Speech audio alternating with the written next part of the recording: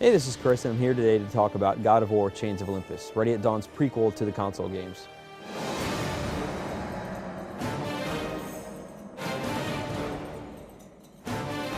Chains of Olympus is a prequel to the events of God of War 1 and 2, so it takes place after Kratos has already been saved by Ares and then basically becomes enslaved to the gods of Olympus, but it takes place before the events of God of War 1 and 2, and actually seems to finish right before where God of War 1 would pick up. It is a very well told story. It's a story that ties very well with stories of God of War 1 and 2, and actually seems to tie into what we'll actually eventually see in God of War 3. It gives Kratos more character. There's some pretty cool twists and turns to his character development in there, and it ties in very well with the other stories. I grow tired of the gods' request, Athena. I have given enough. Now take these nightmares from my head.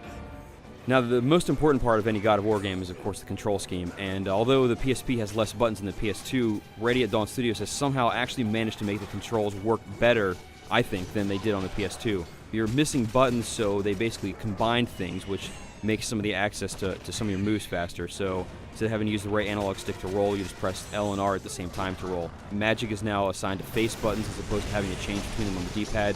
So a lot of little things like this makes the whole scheme work better, and it feels absolutely perfect.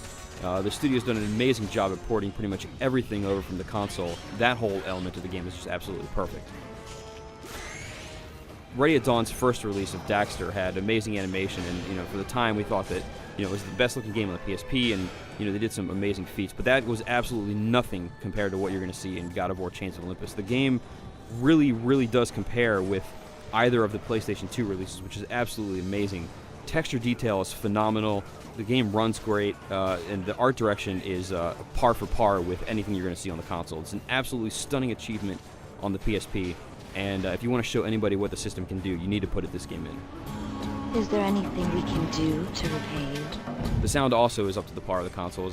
Sound effects are taken directly from there, it sounds like. Make sure you've got a good set of headphones because the whole audio track of the game is absolutely stunning as well. Now, the bulk of what you're going to see in the game is basically the same sort of stuff that you saw in the first two console games. Puzzles work a lot of the same way, and you're going to same sort of progression. You come into a room, a bunch of bad guys appear, and you take them out, and then you move on. Not that that's necessarily a bad thing, but there's not really anything new added to the formula here. Sort of the same thing that happened with God of War 2. It's like they took everything that was cool about the game and then redid it all and kind of tried to make it bigger and better, and that's basically what we saw here. But if you love God of War, you're going to find a whole lot of new stuff that will keep you going through the end. I mean, even though we've played this basically before twice, it's incredibly engaging, and you're not going to want to put it down. So, it is basically a repeat, but it's extremely well done.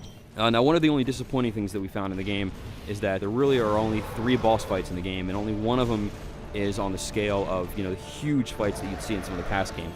So you don't have those huge boss battles that we'd seen in past games, which is a little disappointing, but it does work well with the story. And so it seems a little weird, but it's kind of more realistic than before. But we would have liked to seen some bigger fights with some cool finishes.